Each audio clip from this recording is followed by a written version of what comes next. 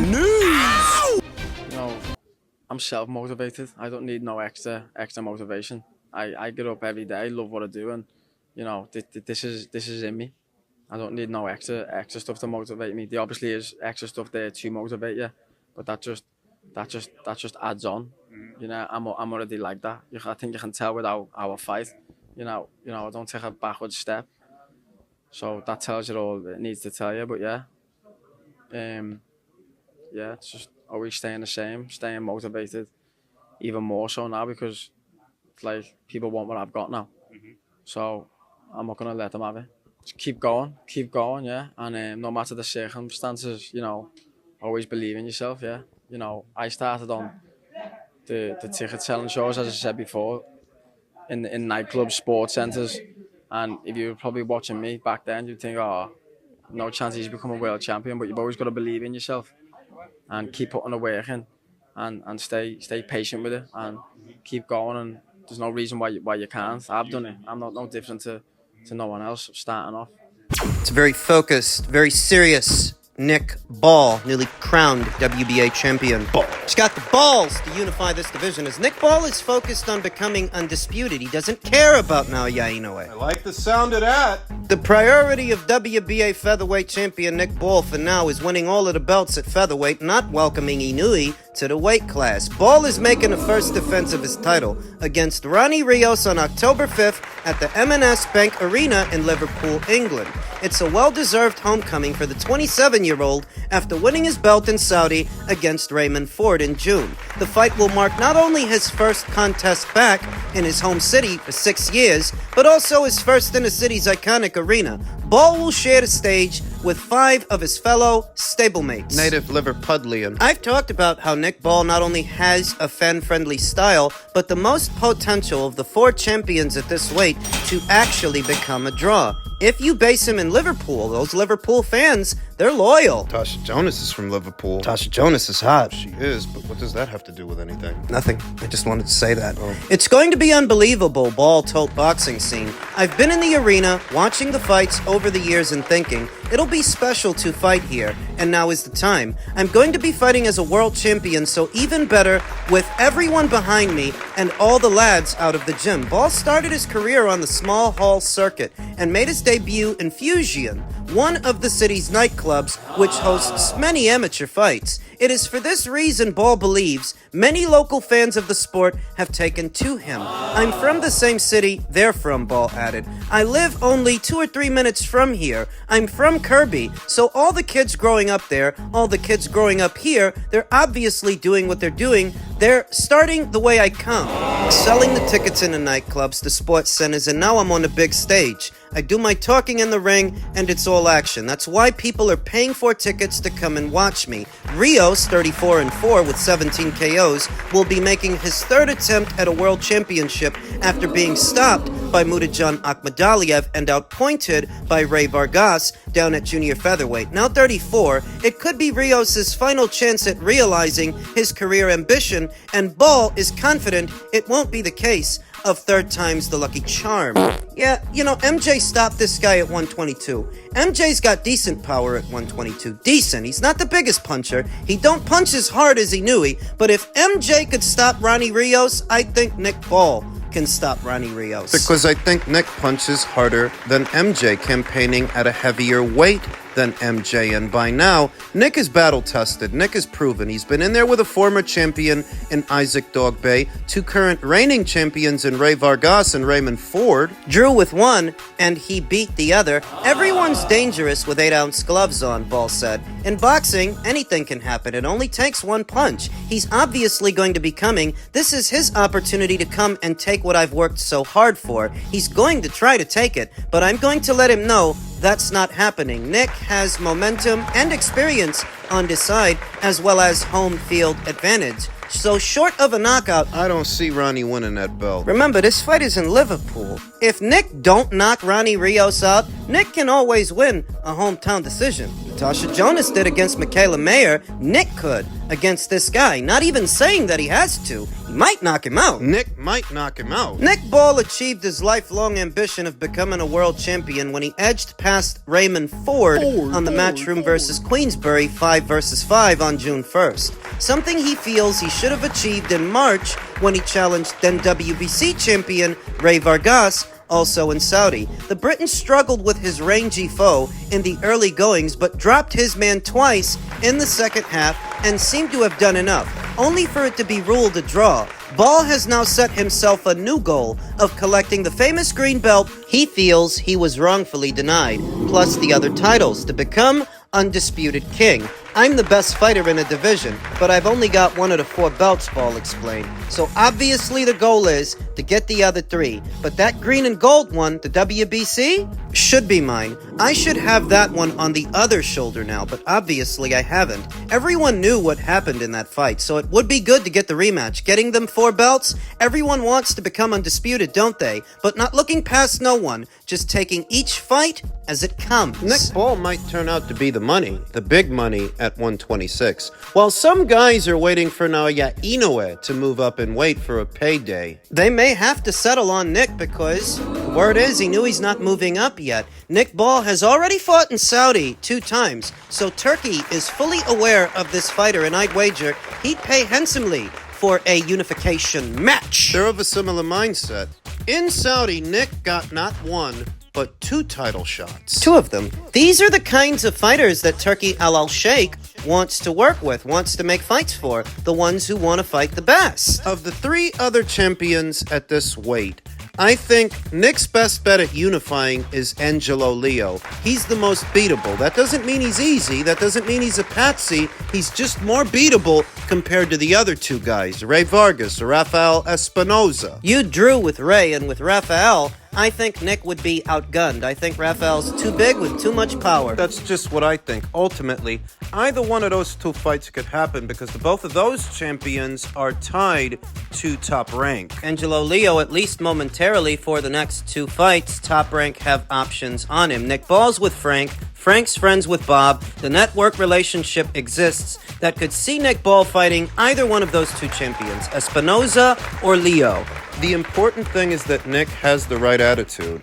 He's not waiting on some smaller fighter to move up in weight to make a big fight, a meaningful fight. And you know he means business because he just fought 2 champions back to back. And he fought hard. I remember many, many years ago when Bernard Hopkins, back when Bernard Hopkins was middleweight champion, after he satisfied one of his mandatory challengers, I forget the guy's name, they asked him what he wanted, and he said he was waiting for Oscar De La Hoya to move up in weight. Waiting on a smaller man to move up. It seemed cringeworthy at the time. It still does here today whenever you see fighters, whenever you see champions doing this. Take care of business at your own weight first before you start worrying about some guy that's at another weight. A lower weight. Because a lot of times when you see a guy do this, it feels like they're only doing it because they view the smaller fighter as low-hanging fruit. Take care of the guys your own size. Take out the competition so when that guy moves up, he ain't got no choice but to fight you. That's how you do it. Undisputed versus undisputed. That would be ideal. So Nick's got the right idea.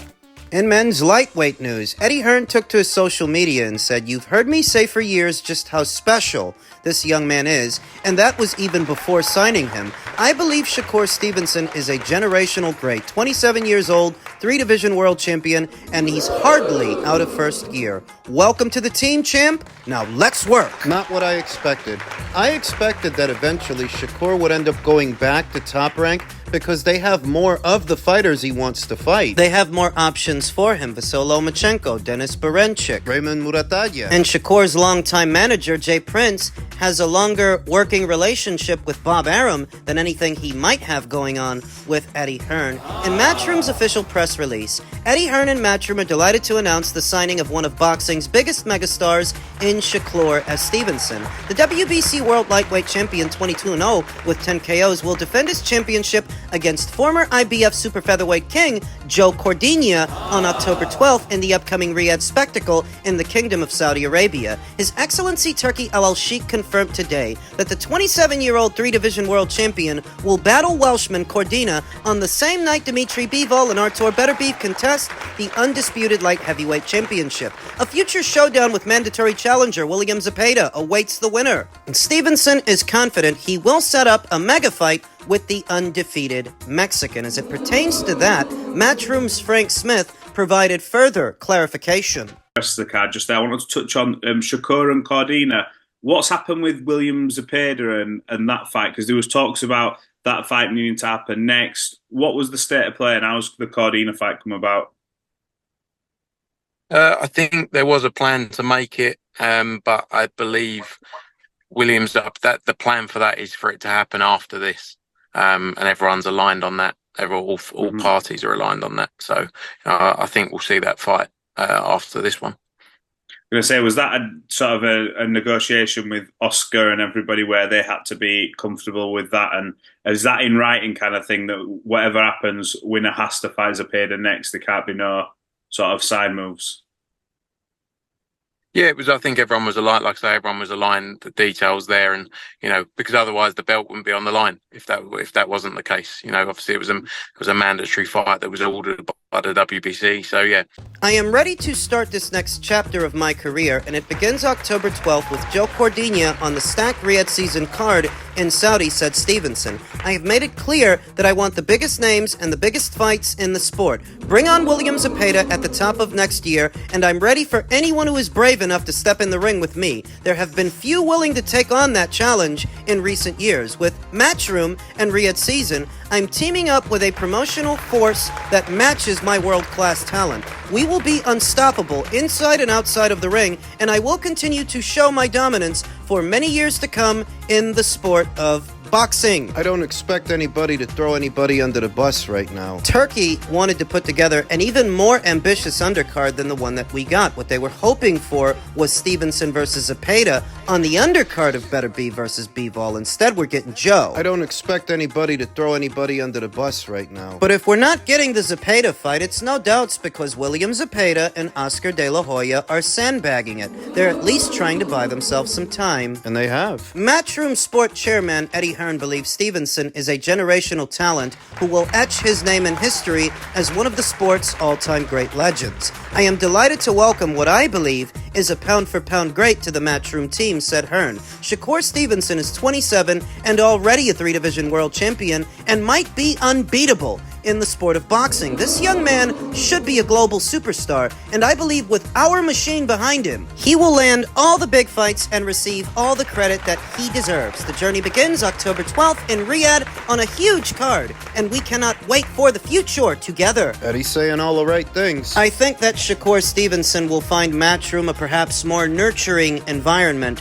than Top Rank was, and just that change in decorum and the waves that it makes. I mean, we already saw that with Jaron Ennis, who everybody thought was going to go to PBC, but he decided to go to Matchroom, and he's benefited from that. Shakur will too, with the help of His Excellency, who is in effect helping to bridge the gap between different platforms and different promoters to make the best fights, which is going to end up putting fighters on the spot. Exposing fighters. Because you can't use money as an excuse not to fight. You can't use platforms or promoters as an excuse not to fight. Turkey's in bed with everyone. He's working with everyone. Thus, this relationship could work out.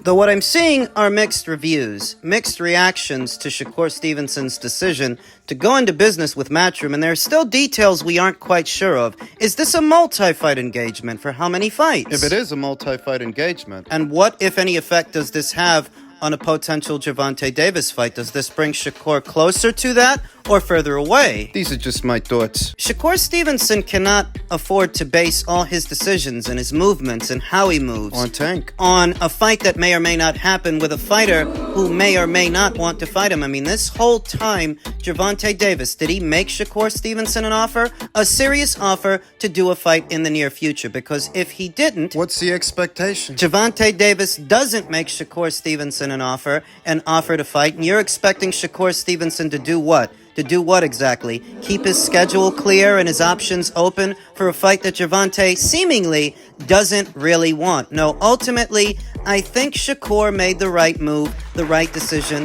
The Gervonta Davis fight, if that's what you're concerned with, it is now where it was before, and that's nowhere. What were you expecting him to do? Sign to the PBC that barely have any fight dates and have all their fighters hidden behind a paywall since they don't have a budget? What exactly was the expectation? What were you expecting Shakur Stevenson to do? Him signing to Matchroom doesn't close the door on other fights. It doesn't close the door to a Zepeda fight unless Zepeda wants to keep the door closed. But that was already the case. It was already the case when he was at Top Rank. It's still the case now when he's at Matchroom. What were you expecting? Nothing changed. A Dennis Berenchik fight, a Dennis Berenchik unification match. It's my understanding that Dennis Berenchik is actually one of Frank Warren's fighters, one of Frank Warren's boys. WBO champion. Oh, I know that he boxed on a Top Rank show, and I know that he's affiliated with Top Rank, but Top Rank and Queensberry are both affiliated with Turkey, and Turkey is affiliated with Matchroom.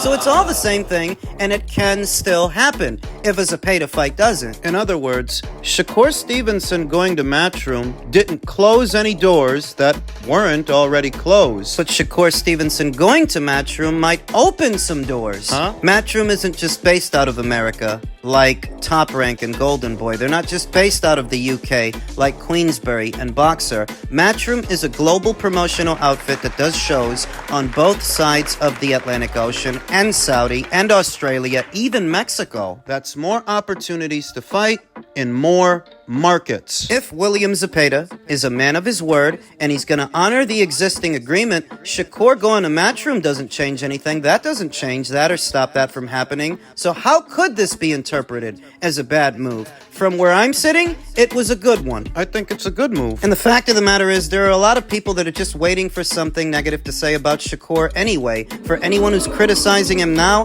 they were probably already criticizing him because they're bigger fans of Devin Haney or bigger fans of Gervonta Davis. Bigger fans of William Zepeda. There are people that were going to be sourpusses about this and wet blankets anyway, just because it involves Shakur, who some people don't like because of his style of fighting. There were people who were going to be negative regardless. Ultimately, if I am to look at this move and evaluate its promise and its potential, was it a good move? I think it was. To have Matchroom behind you and Turkey Al Sheikh behind you, invested in you, making whatever they can make happen for you. Yeah, I think it's a good move. Just evaluating the move. It was a good move. It's a good decision. Anybody who wants to fight Shakur Stevenson still can. This doesn't stop that. And anybody who doesn't want to fight him is going to get exposed real soon because you ain't got no excuses.